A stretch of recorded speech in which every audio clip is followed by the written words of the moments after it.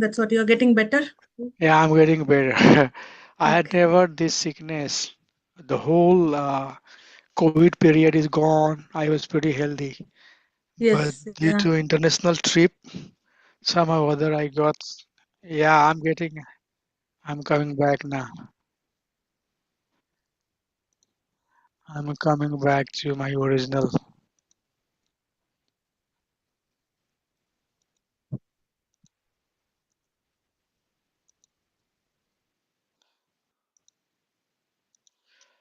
Let me share. Okay, I'm sharing a screen, right? Yes.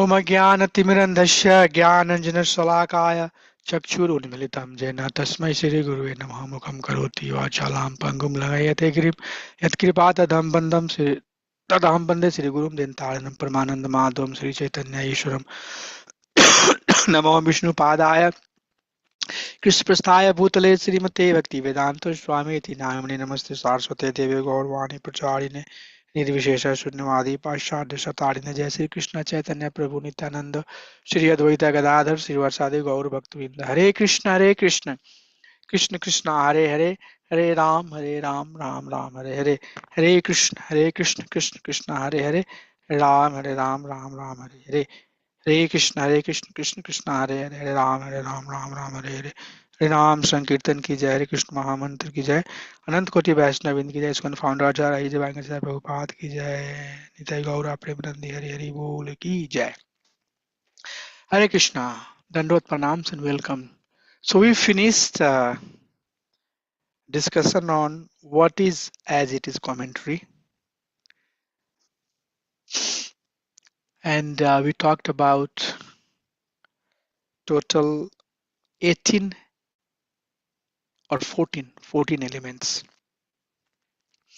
9 elements that's coming from Dasmul Tattva, and then 5 that is given by Mahaprabhu himself.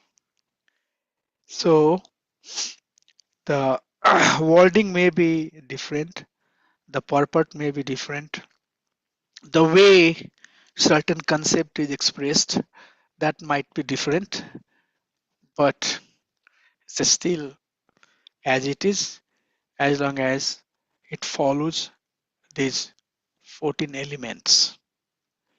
So that was one of the basic understanding because Prabhupada has translated, not translated, but given the title of his Bhagavad Gita as it is.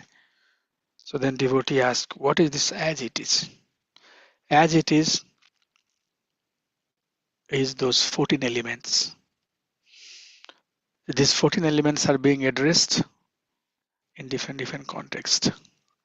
Then right after that, the very important thing comes, which is part of Bhakti Sampradaya Sindhu, Nectar of Devotion, that we are going to start. What is the source of knowledge? What knowledge is considered authentic? And what are the different sampradaya?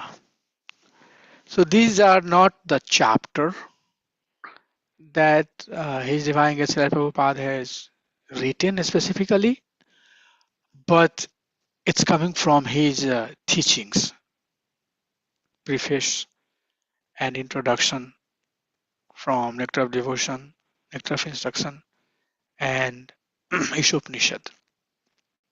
So we have to know this.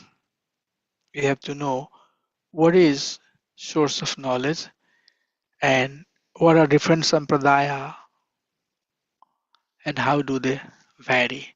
Because many times when we give classes, these terms could have different interpretation. Sometimes maybe the presenter might not have a different intent, but a student or receiver may receive it differently, or receiver might not have bad intent, but the listener or speaker may get it in a different way. So our goal is basically to make it some degree of understanding. Again, we cannot say that we'll make it completely understand these things, but some degree of understanding how our teachings are around this subject, so that we have some level of understanding when we are dealing with these terms and terminology. So, according to our, not according to our, but according to Vaishnava school of theology, let's make it broader, Vaishnava or Vedantic or Veda based school of theology, the source of knowledge, the original source of knowledge is Veda, Vedic, Vedic teaching. So we say that Vedic school of this, Vedic school of that. What does it mean? Means teachings are coming out of Veda. Veda literal means knowledge. Literal meaning of the word Veda is knowledge. So Veda is sound incarnation of the Supreme Lord, and Veda comes from the verbal root with, which means to know or to be aware. Thus, Veda means knowledge presented in the form of sound or Sanskrit verses that is sung in a particular meter. So sound in the form of sound or Sanskrit. So we'll see that. What does it exactly mean? But most of the knowledge that we talk or we deal is Vedic knowledge. So for example, now there is knowledge that coming from economic sciences, knowledge that's coming from math or geography or other branch of knowledge that we have right now in today's university, today's existing setup of education. But that knowledge is not Vedic knowledge. Okay. Now, as a follower, we might be putting some degree of faith or trust in that knowledge. But when it comes to atheistic view of knowledge, that's not the source. Okay. So anything that we talk, it's coming from Veda. Okay. Now, Veda does not mean only for Veda, Rig, Atharva, Yajur, or Samved. Not only that, but Vedic knowledge is knowledge that coming from the compilation or the literature which is approved and recommended by our acharyas, such as Vedanta Sutra is a aphorism, essential teaching that's presented in the Veda, or Upanishad, or Srimad Bhagavatam, or Nectar of Instruction, Bhakti Rasamrita Sindhu by Sri Rupa Goswami, or other literature given by Sanatana Goswami, Rupa Goswami, Krishnadas Kaviraj Goswami. All of these, because either it's part of the Vedic teaching or it's presenting the teaching that's present in the Veda in different format. So Veda is the our source of knowledge. But the real Veda, like four Veda, that most of the time we refer, that is Aparusham. Okay, so Aparusham means something that is not compiled by a teacher, a mortal teacher, a teacher who was on this planet and he passed away at some point of time. No, Apurusham means it's coming from Lord Himself. There is no Purusha. The real source of Vedic knowledge is Supreme Personality of Godhead Himself. So when we study Bhagavatam, you will hear that Lord Vishnu spoke 4 seed verses to Lord Brahma. And then Lord Brahma spoke that to his sons, Narad Muni. And Narad Muni spoke that to Vyasdev. And then Vyasdev wrote 13,000 verses to explain those 4 verses. And then Srila Prabhupada wrote purport of all of those verses to even make it more simpler. So all of these knowledge, 13,000, 18,000 verses, 18,000 verses, and their purport is coming from that 4 verse, and that 4 verse is finally coming from Supreme Personality of Godhead. So, Apurusham, now there are different contexts, there are different definitions, and the way acharyas have presented are little different. But ultimately, if you go up, you'll find out that the 4 seed verses was given by Lord Vishnu, and from there these are coming. Okay, so to expand it, to explain it, to make it more easier for audience to understand, author or compiler may say things in a different way, but the source is coming from Lord Himself. So ultimately, the source of Vedic knowledge is Lord Himself. Like in Gita Upanishad, Gita Upanishad, there are many Upanishad, and the essence of all Upanishadic teaching is presented by Lord Sri Krishna through Gita. And in fact, I can tell you that I, just for curiosity, I have many Upanishads that I have studied, such as, I have apps, Katha Upanishad, Swatasar Upanishad, Mandukya Upanishad, Manduka Upanishad, Khen Upanishad.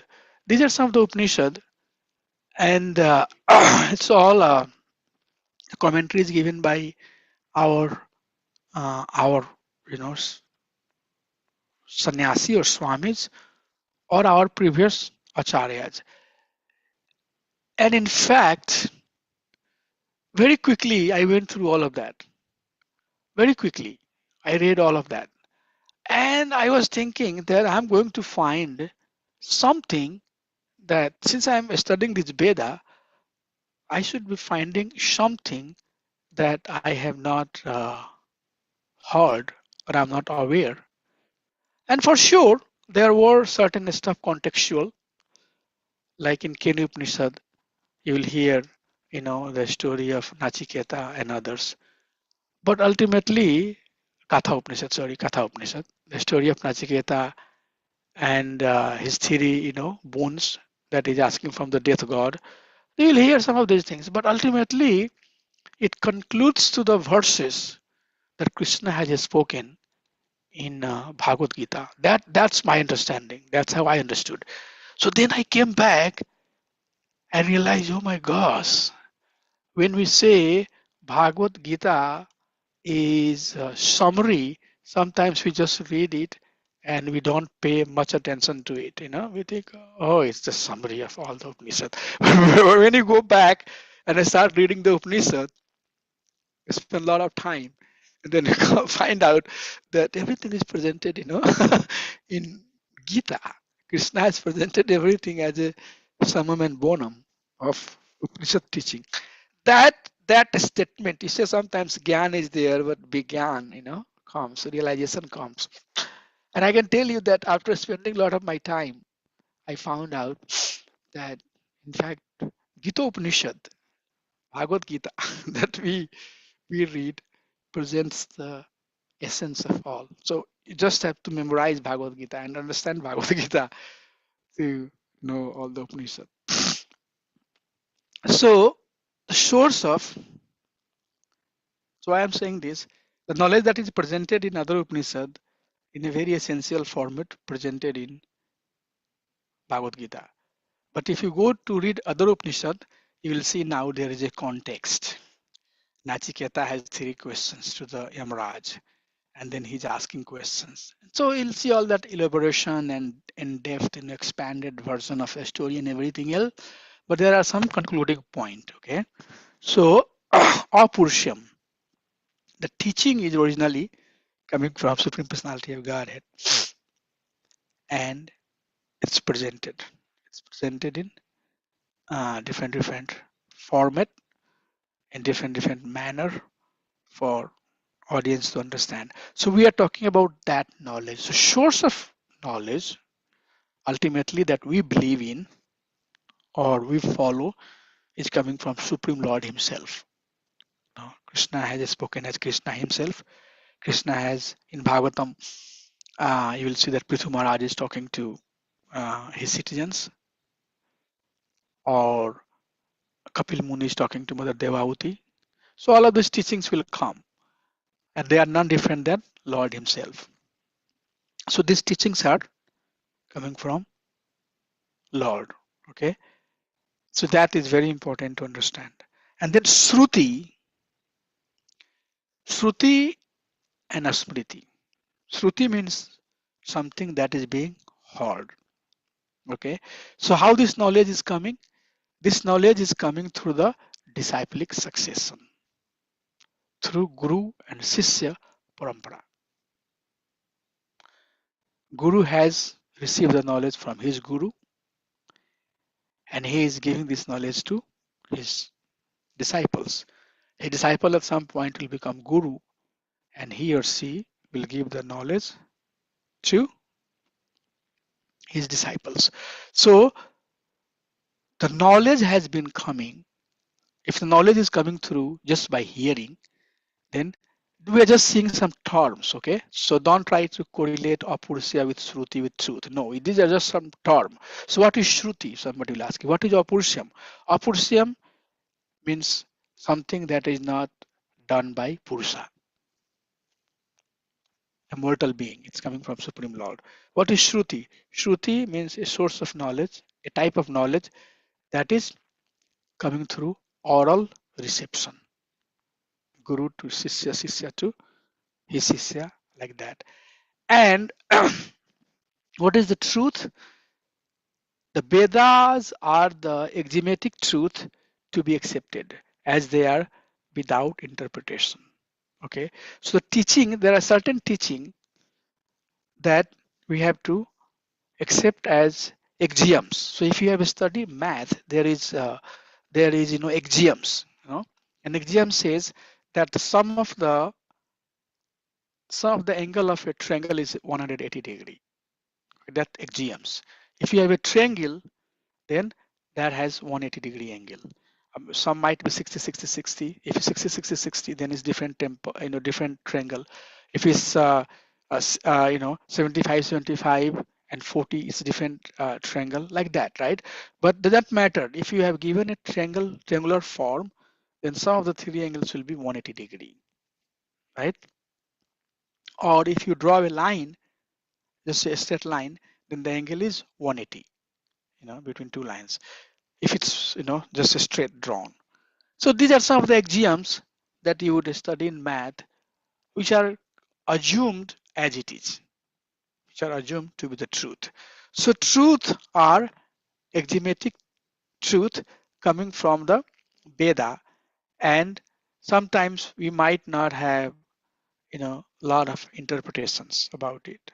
Example is given that normally uh, any stool is considered unclean, but cow dung is considered pure, and cow dung will purify. Now how a dung a stool which is considered impure will purify?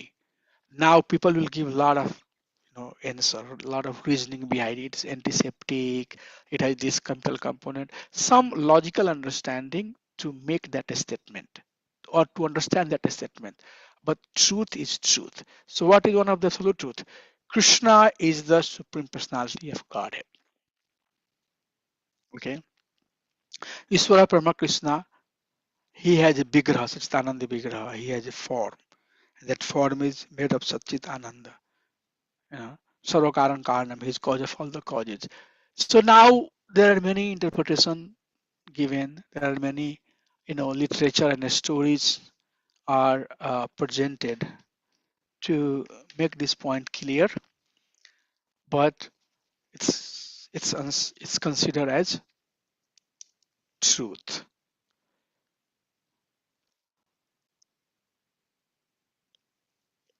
I'm forgetting what it's called. Kanta,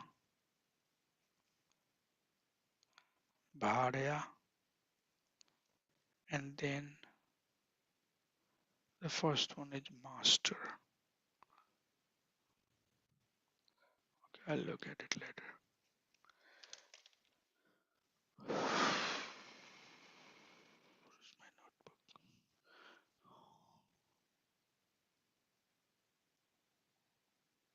Anyways, I'll look at it. So truth are some axiomatic facts that presented in the scripture, and one may like doing a lot of brainstorming around it, but ultimately you'll find some fact. It might be based on certain scientific fact. I'm not saying that there will be not scientific fact associated to it, but the point is that there are certain truths that has to be understood. Okay, and then the next word is parampara, disciplic succession. So how we receive the knowledge? We receive the knowledge through parampara. What is the meaning of the word parampara? Parampara means something that's coming through disciplic succession. So Vedic knowledge was first imparted by the Supreme Lord to Brahma in the beginning of the creation. Brahma gave it to Narad and others who later distributed to their disciples. Thus it's coming through disciplic succession. But who is the first person who spoke this knowledge? Can somebody say? As per the definition given in the Parampara? Lord Krishna. Lord Himself. Lord Himself is the source of the knowledge. Okay. So Parampara means finally it should connect to the Supreme Lord. And that is why in the Bhagavad Gita as it is, if you look into Bhagavad Gita as it is, in introduction, you will see that Prabhupada has given list of devotees, acharyas, who are falling into this line of disciplic succession. And who is the first person in that list? Krishna himself. So the source of knowledge ultimately is Krishna. And from Krishna, Brahma comes, Narad comes, Vyas comes, Madhav comes, and Padmanabha, Narhari, Madhava, Akshobhya, Jayatirtha, all of them come. But they are not basically saying something new. Rather, they are repeating the teaching that is given by Krishna. Okay, so parampara doesn't mean that you and I can start a parampara. You and I tomorrow become a acharya and start doing our own teaching. What is the meaning of the parampara? What makes a parampara bona fide parampara? Can somebody say? So it is coming through Lord Krishna, Lord, and go Yeah, through the please. disciplic process like Guru, the disciple to his disciple and to his disciple. That's a disciplic succession that is Yes, but actual source of knowledge is coming from the Lord. Lord Himself. Okay, so Lord is the actual source of knowledge. Now you will see there are many people or many preacher, and they try to say that they are very bona fide. But in order for them to be bona fide, they have to be part of the disciplic succession. So their teaching has to come from Lord Himself. If it's coming from Lord Himself, then That is authentic teaching. Now, that concept that you just finished, what is called as it is coming in this context. So, acharyas have taught it. The way they have said certain thing, the way they have presented certain thing, all of that could be different. But as long as they are saying that Krishna Pumartho Mahan, we saw Shambandha, Avidya and Prayojana. We saw what is under Sambandha, what is under Avidya, what is under Prayojana. And then we saw the five teachings of conclusive teaching of Mahaprabhu.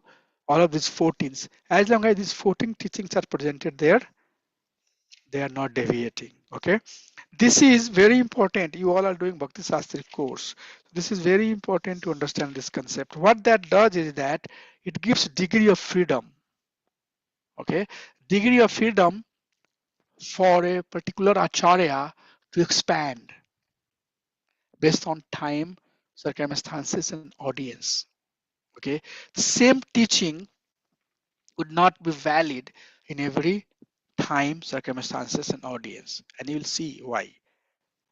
Because people in manda sumanda matayo manda bhagu padrato, as Kal Yuga is progressing, becoming dark and dense, people intelligence will become weak and weak and weak and weak. Their memory will become weak and weak and weak. Their interest will become weak. They'll be always disturbed. So all of that is there. So we cannot expect the Satyuga people, Kali Yuga people, they will have same degree of same degree of interest towards this Vedic teaching. Okay, so Acharya, based upon the time, place, and circumstances, starting of the Kali Yuga versus dark dense Kali Yuga, a Acharya can adjust the teaching. He can, take the contextual example to make the point clear and impactful for the audience. For example, in today's society, if somebody talks more in terms of the computer language, more in terms of a smartphone language, it's easily understandable versus talking something in terms of agriculture, right? But 100 years back, 200 years back, people were more acceptable, or it was more easier for them to understand if you give some agricultural example, right? So as time is progressing, as technology is progressing, certain changes will happen in the presentation. And what makes teaching authentic, as long as it's part of the parampara. It's coming from Krishna, but Krishna's bona fide devotee, Krishna's pure devotee is presenting that information to make it more susceptible for the current audience. Then it's still bona fide and still as it is. So that concept of as it is going to be applied here. And then in the very beginning, there was only one Veda. But knowing that in the age of Kali, people would not be able to understand, Vyasdev wrote four Veda, or he divided, not wrote, but he divided the Veda in four, into four. And that is Rig, Sam, Atharva, and Ajurveda. Okay. And then Veda or Vedic knowledge is Apurusham. It was not in the written form. But he also thought that in the age of Kali, people are not going to remember these things. So he compiled it. He, as a receiver, received the teaching that is presented. Vedic knowledge is presented in the aura, in the, in the atmosphere, in the format of sound. And somebody who has that type of elevation in their Krishna consciousness, they can receive it. Like, the radio can receive the frequency that is floating in the air. You and I can't. But radio, you tune at a certain frequency, it will pick up the material or knowledge that's present. So Vyasdev, he presented the Vedic knowledge in 4 sections, which are known as Rig, Sham, Atharva, and Yajurveda. And then he made one of his disciples to be head of department of that field of Vedic knowledge. So Rig Veda, the head of department for Rig Veda is Paila Rishi. So he made one of his disciple, Paila Rishi. Teacher has his students, and based upon the inclination and understanding of the teacher, he can make the disciple head of department.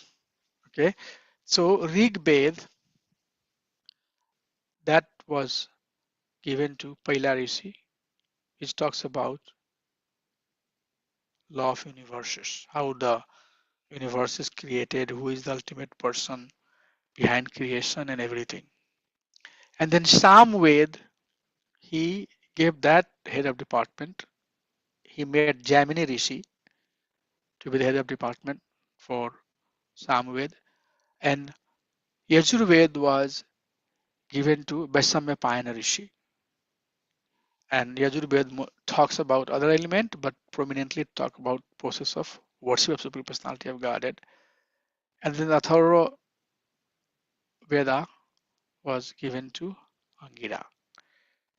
Not only that, but he also compiled Puranas, which is more in a story format, in a historical format like Mahabharata and other, Panch Veda, we call it. So Puranas are Panch Veda. And he made Romharshna as the head of department. So you can see that that Vyasdev was pure devotee, Supreme Personality of Godhead. He adjusted the teaching presented. He even made the head of department for each of these adjustment that he made.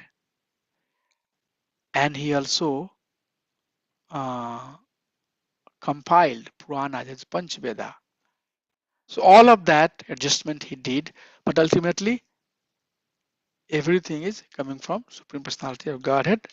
And to make it clear for the audience, he made this adjustment.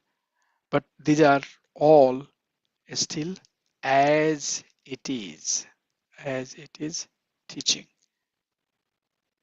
Okay, is it clear so far? Then what is the goal of the Vedic study? Again, by studying, and it's very important, by studying the Vedanta, one is to understand Krishna as Supreme Person. So the goal is to understand Krishna as the Supreme Person. Krishna is the highest authority and the Supreme Personality of Godhead.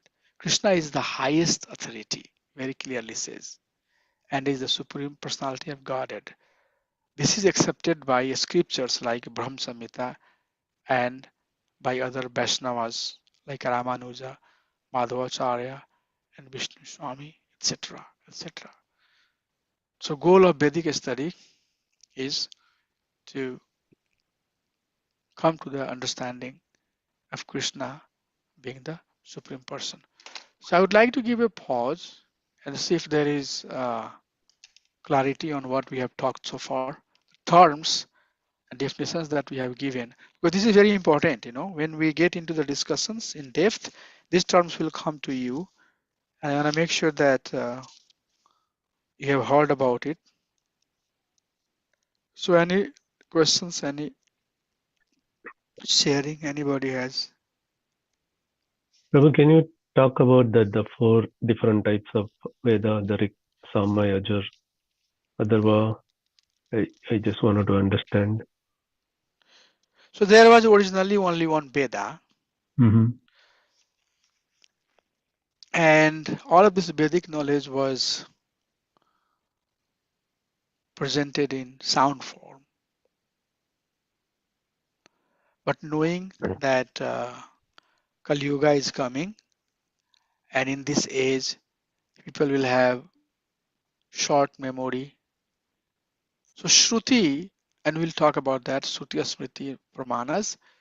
So in traditional way, you learn by hearing and you remember. You don't have to write.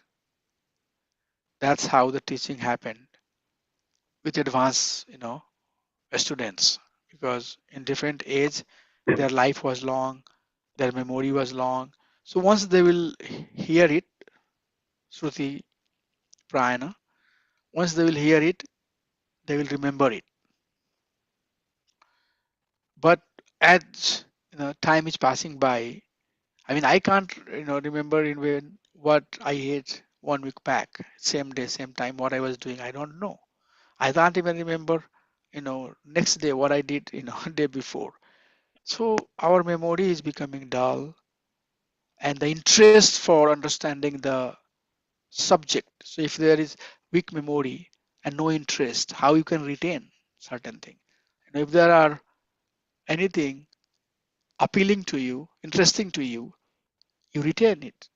Like for example, if you had some very dear friend in your high school, somebody who was very dear to you, who came and became your best friend, you will still remember their name, where they are, you are still in touch with them, where they are, what he or she is doing, how she is doing. But there are other people who didn't make any impression to you. You are disinterested. You are not keeping in touch. So in Kali Yuga, where people would have no interest for the Vedic teaching, how they would even remember? Why? First, their memory is weak. Secondly, how they are going to remember it? Because they have no interest in that subject.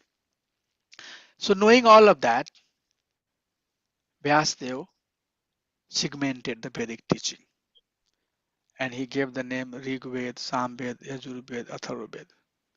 And he made a head of department who can further look into this department and give simple and clear understanding for people to understand, right?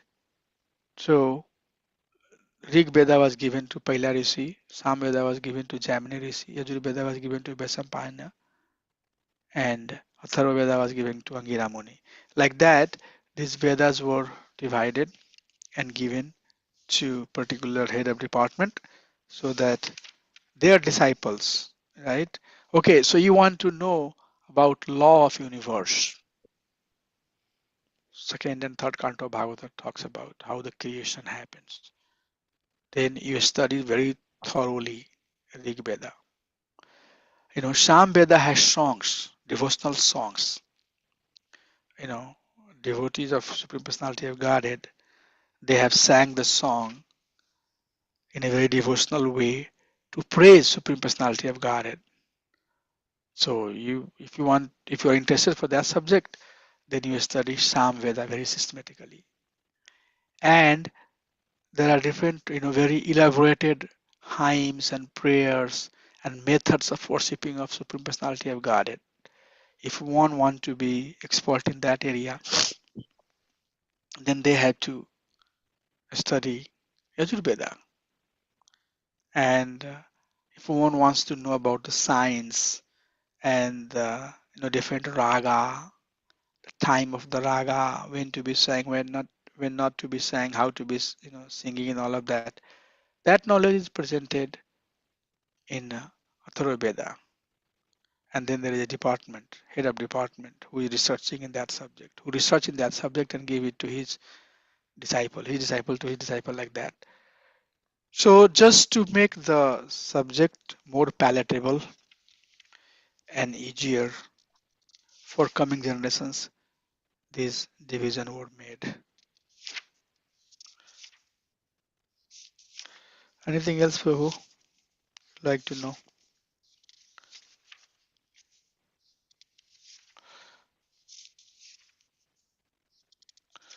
Go ahead, Prabhu. Bhaskar Prabhu, anything? Prabhu, yeah, that is good. So finally, like we need to understand Krishna as the supreme person, right? The ultimate goal. So once you understand what do we need to do? Nothing. You are done. What we need to do to understand that, you are saying? Yeah.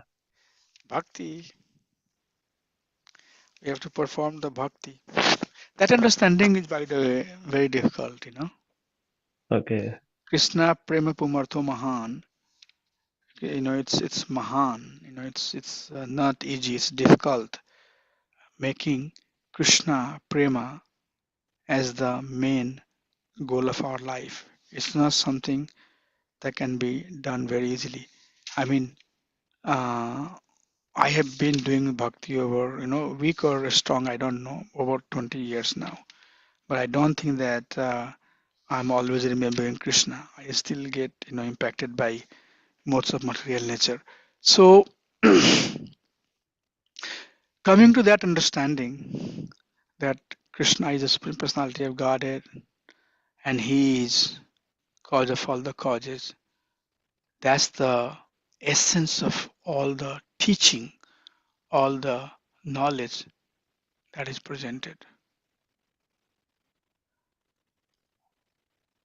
And in order to get that essence, we have to engage it. So entire process of devotional service. So in active devotion, we are going to study that there is sadhana bhakti, then there is bhava bhakti, and then there is prema bhakti. So sadhana bhakti has two types, Vaidhi bhakti and Raganuga bhakti. In Vaidhi bhakti, one is engaged in vidhi. Vidhi means method. So one is in the very beginning, one does not have this realization that Krishna is the Supreme Lord. So one has to follow the vidhi, Badhi method, which means four regulatory principles, chant 16 rounds, read Bhagavad Gita, associate with devotee, eat Krishna prasadam, and through that there will be purification. So the resistance that we have towards bhakti, when that resistance is removed, when that resistance is out, then one's love towards Krishna becomes spontaneous. That's called raga anuga bhakti. You have a spontaneous attachment. Now the resistance that you have towards, like, we have resistance that we don't even trust that there is Krishna or Krishna is supreme personality. We still have the doubt. There are many, we don't even think that food is so potent that it will purify one's, right? So this is our resistance. We have understanding that why I have to go to temple, why I have to be humble, why I have to be subservient to the senior devotee or devotees. All of these things are our resistance.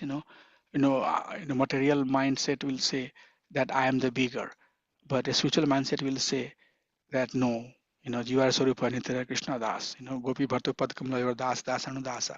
So this is change in the understanding, and that change one has to practice through Vidhi Bhakti, Vadhi Bhakti.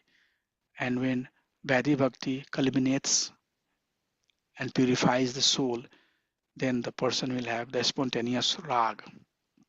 And then that raga come to the stage of almost pure bhakti, which is called bhava bhakti. It's like budding stage where flower is about to open up. Okay, so that's bhava bhakti. And finally, pumartho mahan, Krishna prema pumartho mahan.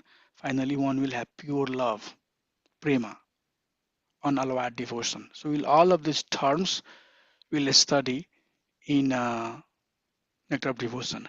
So that's how it happens. It's very simple to say that the goal is to know Krishna as Supreme Person and love Him.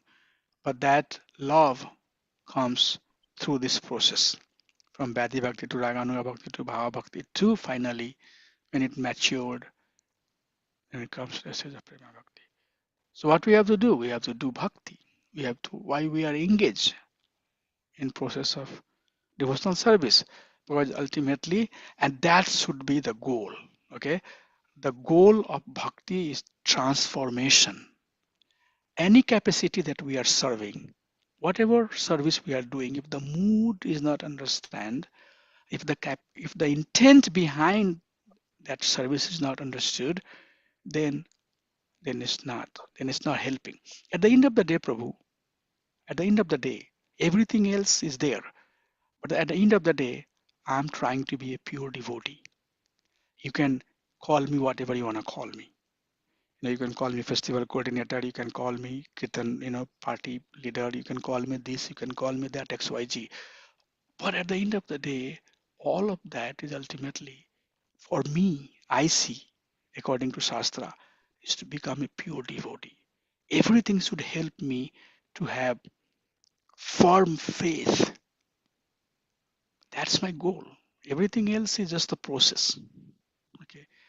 But inherent intent and the goal that is underlying on top of everything is that at the end of the day, I'm a devotee. And that is number one for me. That is my number one priority. That I'm never gonna lose.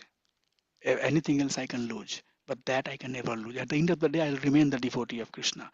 So that's how it is. And then the other process are given. So what the process does, if the process are taken in the right intent, then it brings transformation.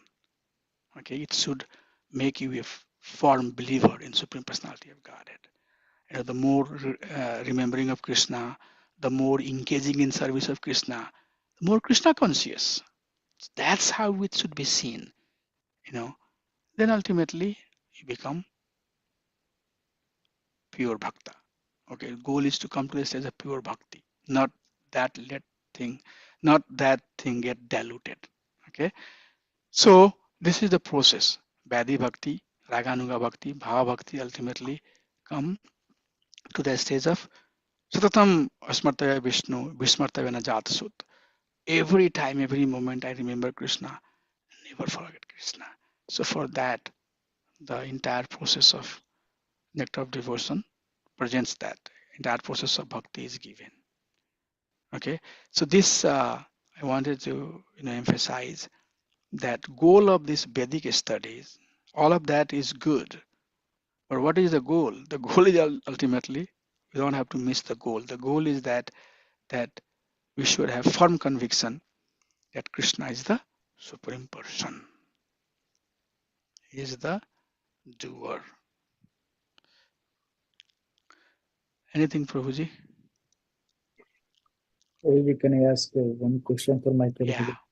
yeah. So Prabhuji, so we used to have only one Veda, like the process of hearing from the gurus, the disciple, the disciple, the disciple. That's what the one Vedas that we had, you know, that came from the Lord to Brahma, Brahmaji and Brahma to Narada, Narada to.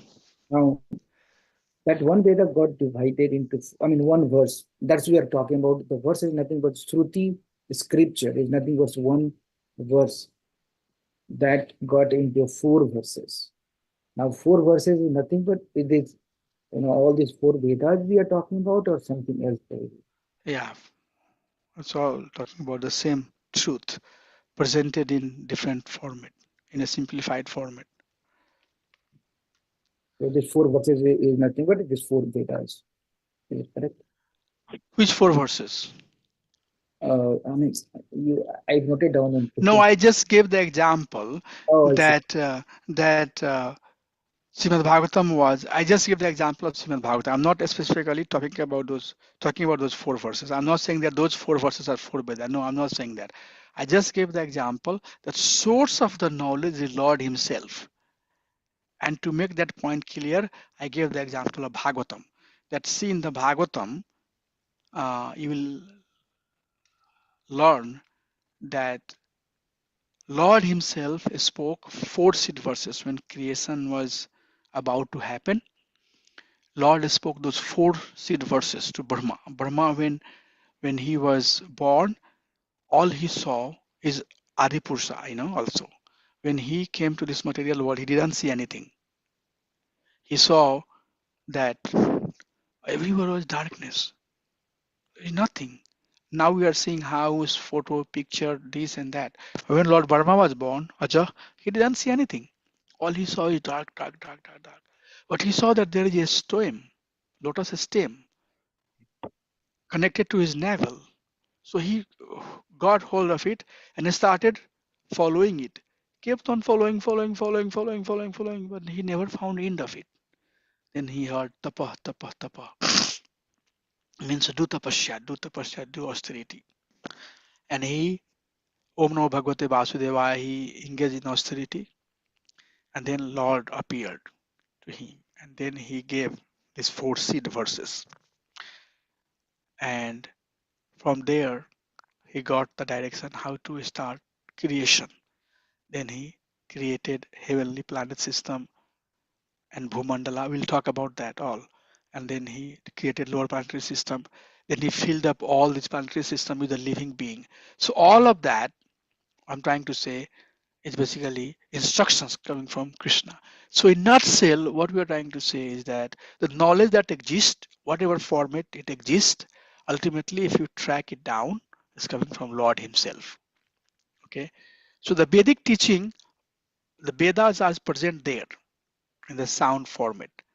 But to make it easier for the mankind, Vyasdev compiled it and put it in different segment.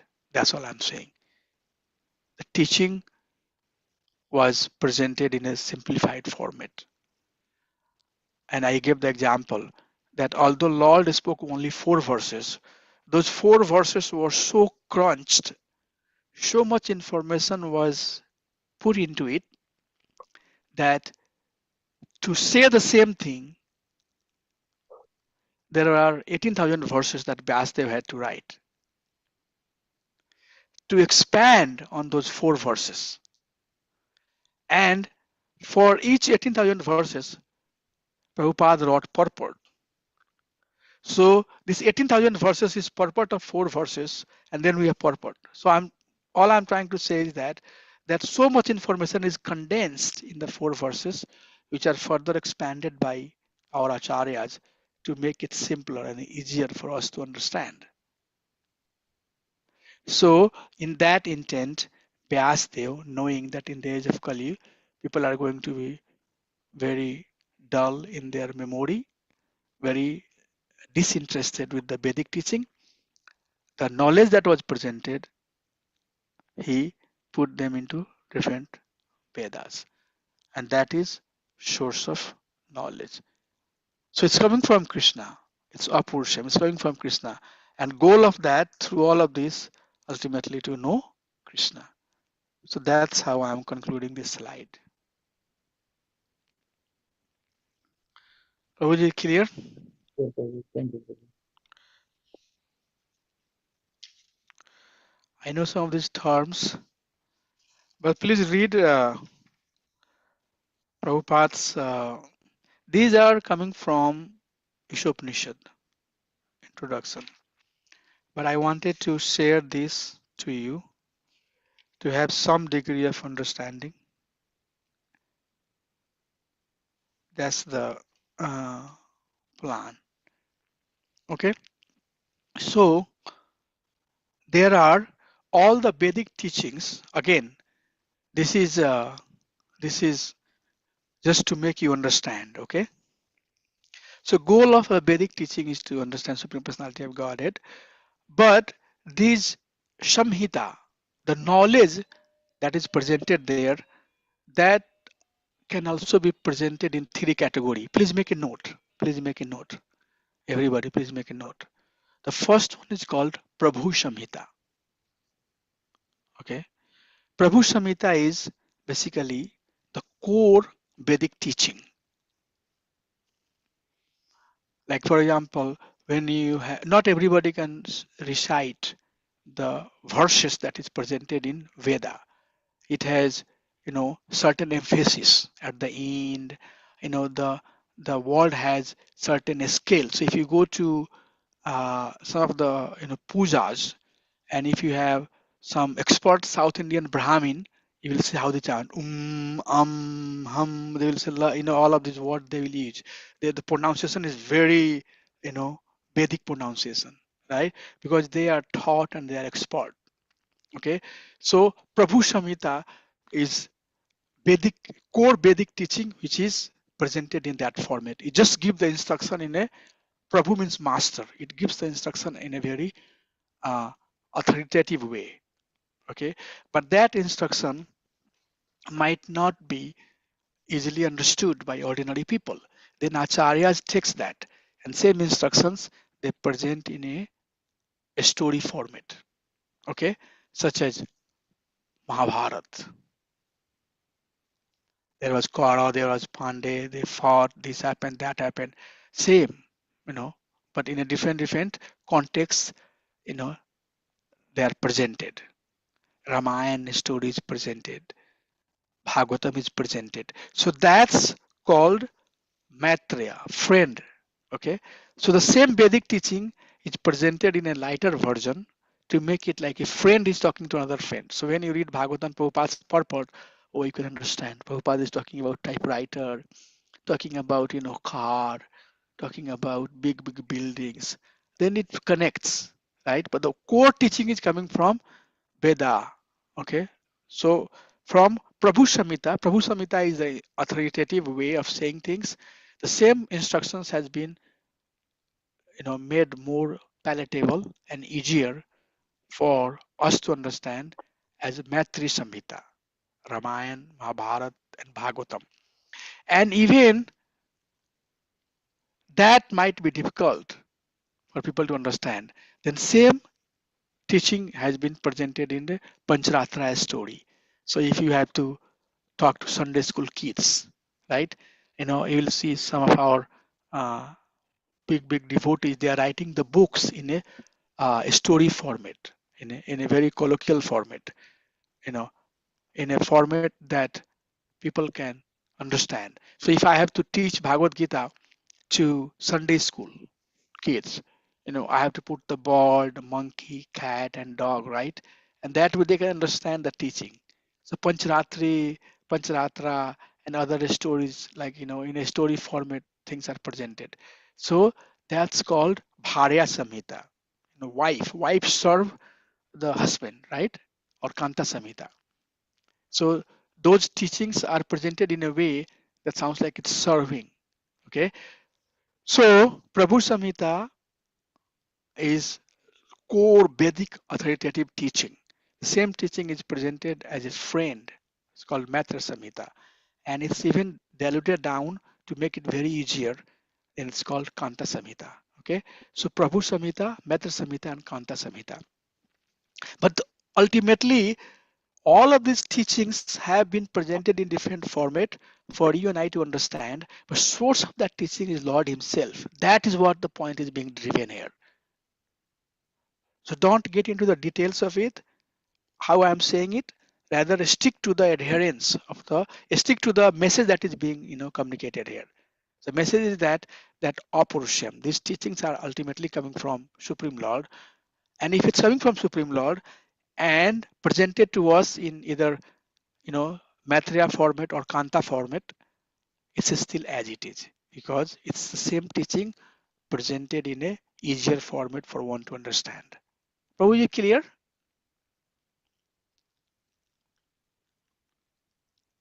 Yes, Prabhu, clear.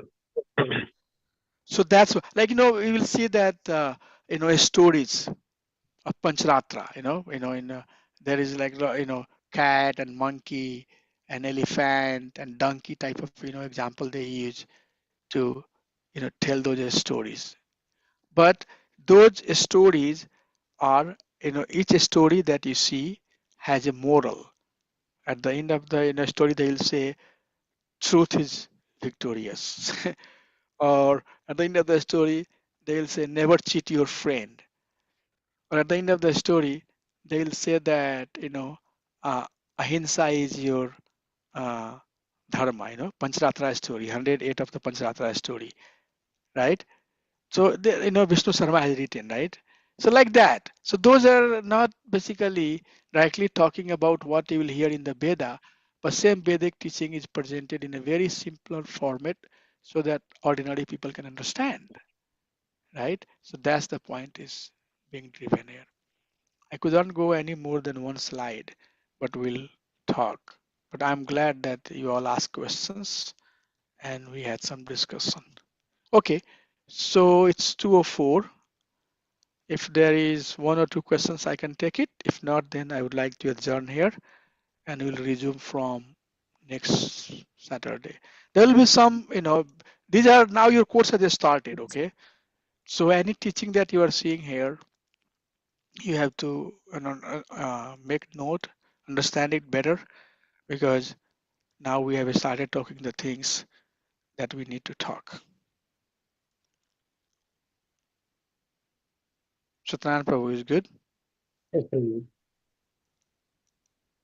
Prabhu, one last question. Yeah. Are the Vedas for people in any mode of material nature?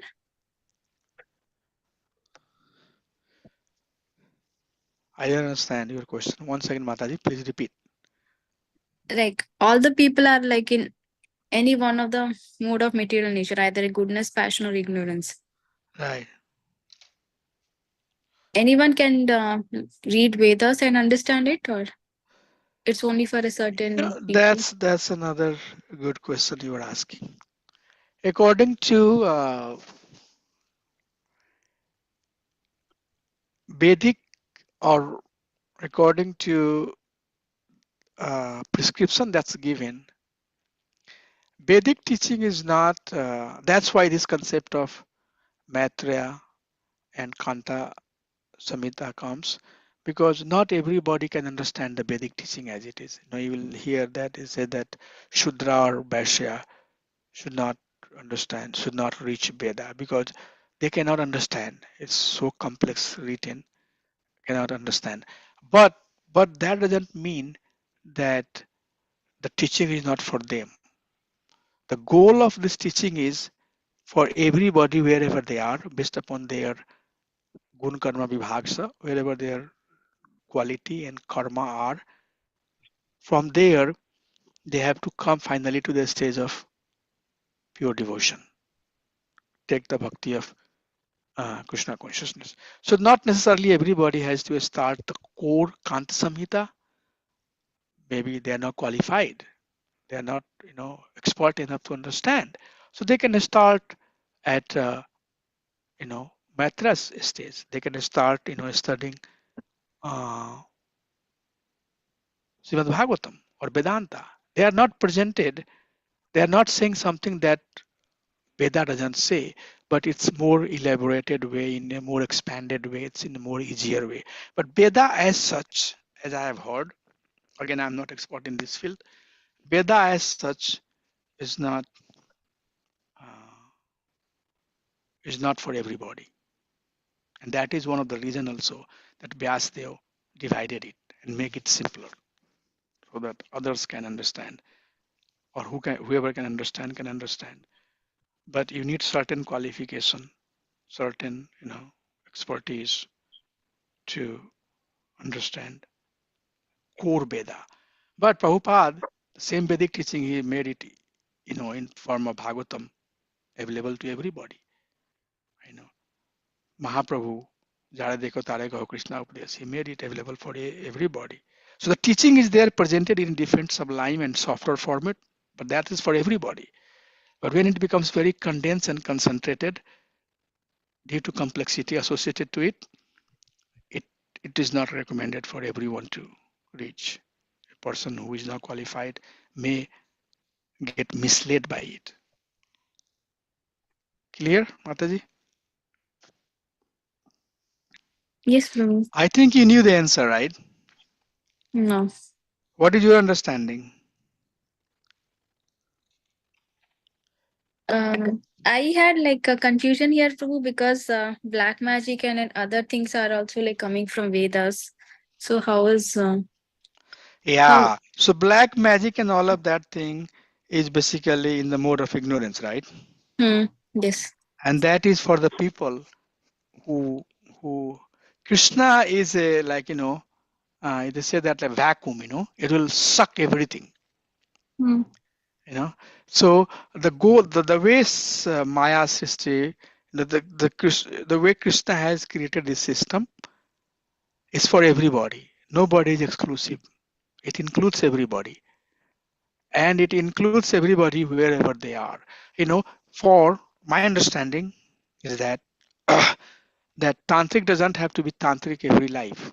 You know, a person who is in the mode of ignorance does not have to stay whole life in the mode of ignorance, but that's what they are more compatible right now. They are more compatible there, but ultimately the system is created, the ladder is created in a way that slowly and slowly, slowly and slowly, slowly and slowly they will come to the ultimate stage. But it has to be picked up. So wherever they are, we have to pick it up and then slowly and slowly take it to the ultimate stage. That was the core teaching of Mahaprabhu also. You know, whatever quality you have, gun agun na kare bichar. You have a gun or you have a gun. You have quality or not quality. Koi bichar nahi, na kare bichar. You know, whoever is papi tapi jeto chelo hari naam udharelo. Whoever they are, let's give them the hari naam. So yes, coming from the Veda, you are right. Coming from the Vedic teaching, at different stage, but it's all inclusive. Take everybody wherever they are. But the problem happens one starts identifying oneself with that core belief and starts saying that this is the best. And there they get stuck. You know. So if that thing is not happening, one is elevating in every condition, then that's good. That's very good. Then the purpose met. Then slowly and slowly. Because not everybody can start here. Right? Hmm. There are people at different stage of their understanding towards Supreme Lord. Wherever they are, they need to be picked up. Prabhupada did that. Malaysia, he came here, he had devotee from Western world, he has devotee from India, he has devotee from disciples from everywhere. And everybody, wherever they are, if you are more advanced or you are in the higher stage of your understanding, then for you it's going to be very easy.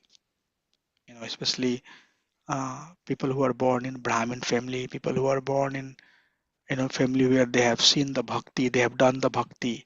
For them, it's very easy. It's like just lamp, light on, boom, got it.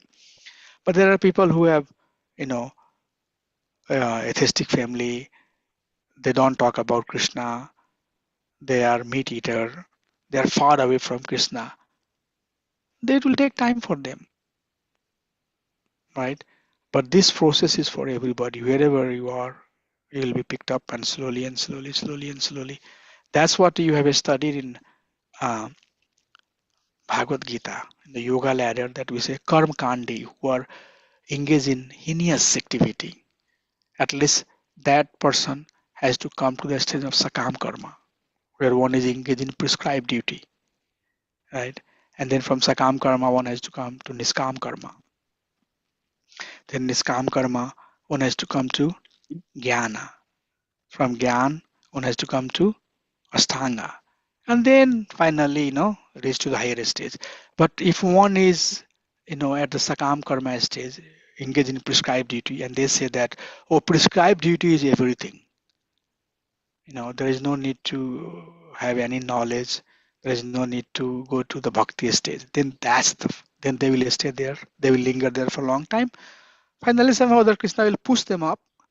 But the process is designed that wherever one is, one need to be picked up and slowly put into the ladder so that they can gradually progress and come to the ultimate stage.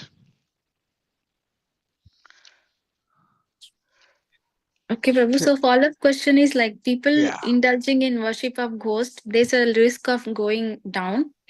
There's like no question of elevation, right, Prabhu? No, there is. I mean, this. Bhagavad. We'll talk. We have already gone through it, right? And the division of faith in 17th chapter, Krishna talks about it. So, if one has deliberately chosen, and even the knowledge is presented, and that person is not accepting it, then that person will stay there for a long time. But the process is that one should not linger. That is why Guru Sastra Sadhu Vakya Tineta Kariya Yakya. One should be intelligent enough to hear the teaching of Guru, Shastra, and saintly person. But if you block, my way is the highway, whatever I'm Mm. doing is the best, then you get stuck there. So, yes, that's what Krishna says, that one who is, worshipper of tamoguna type of worshipper, and they stay there, then they will go to lower planetary system. But one does not have to close their ears and eyes. You can start low, and you would see many people. They would say that I started, you know, as a tantric. I started as a uh, Brahmanwadi. I started as thinking that Bhagwan is light, but they were at least open enough to hear the higher message, and then they ended up becoming devotee of Krishna. I personally has gone through many, schools. I was, you know, Gayatri Parivar follower. When I was going to school in India, I was very interested in Gayatri Parivar. I would go and listen to their classes. Akhand Jyoti, I have the subscription of Akhand Jyoti and everything else. But at some or other, I had attachment with Mahaprabhu. I didn't know who Mahaprabhu is, but whenever I see Mahaprabhu, I just get attracted to the Mahaprabhu when he does hand like that. I don't know. I have a spontaneous attachment with that style of Mahaprabhu doing like this. I don't know why. So I was in high school studying itihas, history, and history there was you know bhakti period, and in that Surdas, Tulsidas, all of those comes, and then Mahaprabhu came. As soon as I saw Mahaprabhu, I got stuck again. This style. And at some point, I saw devotee. And then I saw, oh, there's Mahaprabhu picture. So, you see my point? So I Mm. didn't get stuck. I was open enough to receive the knowledge and hear what others are saying and adjust myself, keep on adjusting. So it's like that. Krishna gives opportunity to everybody, but once blindly due to their false ego, shutter all the door, close all the door, then they stay in that room. But if one is keeping the doors and window open and being very honest, sincere, then Krishna will take them to the next step. Many people you would see. I have met many devotees who started as a tantric. I know. Black magic, as you said, black magician. They believed in that thing. They went even to Samsan Ghat at night to do their siddhi. But finally, they left everything. I read Bhagavad Gita, Krishna saying that, all of these siddhis are temporary. Bhakti is eternal. They caught their attention. They engage in bhakti.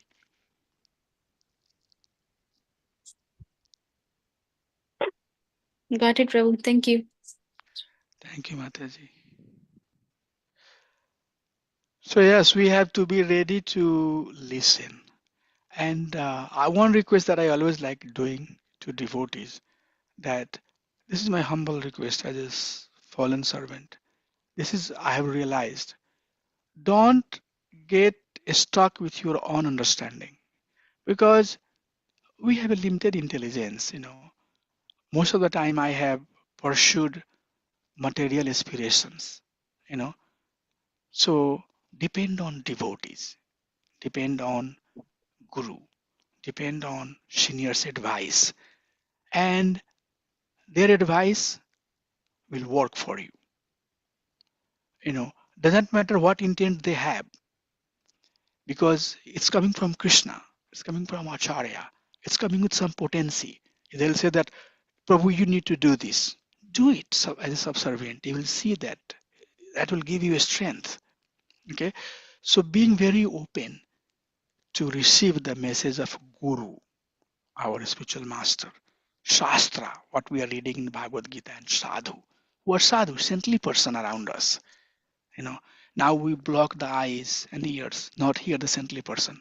They're not our enemy, they are best friend. They know who we are, you know, and they will direct you, correct you. So being subservient to sadhu, they are sadhu. Who they are? They're very dear to Krishna. Who we are. I don't know how dear I am to Krishna, but I know that Bhaskar Prabhu might be very dear. You might be very dear to Krishna. Satyanarayana Prabhu, Mataji might be very dear to Krishna. So your relationship with Krishna, I should be able to respect that. Yeah? Which means by respecting you, by respecting others, because they are sadhus. They are on the mark of bhakti, listening them. And that's how purification happens. They will push you up. So that's how it is, keeping the eyes and ears open and receiving the message coming from Guru Shastra and Sadhu. Soul will elevate, but if we close the door, then we get stuck, and if we get stuck, then we are there unless until again some sadhu comes and pull us out. Thank you, Mataji. Hare Krishna. So I'll see you all next Saturday at 1 o'clock. We'll finish this, and then after finishing this, we'll merge both the group together. So Prabhu, only next Saturday we have class. Rath Next Yatra. Saturday, I don't think that we can have class. You are right. Next Saturday, no class. Thank you for reminding that. Uh, we can do on Sunday. Sunday, I'll be free. Most likely, Sunday is good for me. I can do it on Sunday. The previous batch also, I said the same thing, that let's try to stick on Sunday at our standard time. But next week, we have Rath Yatra. We all are working for it. So, yes, you are right. Thank you. 1 p.m. definitely we cannot do. Thank you for reminding that. So let's see if we can. I'll post the message. Let's see if we can do Sunday. Sunday most likely will be at home and we can do it. Prabhu, Sunday is okay, Satyanarayana Prabhu, for you? Hopefully should be okay, Prabhuji. Okay. But Rest of the devotees are from our society, so I can, go to they all will be part of Rath Yatra. evening Sunday feast program to sponsor on Sunday. So, Prabhuji, will see that, Prabhuji. Thank you.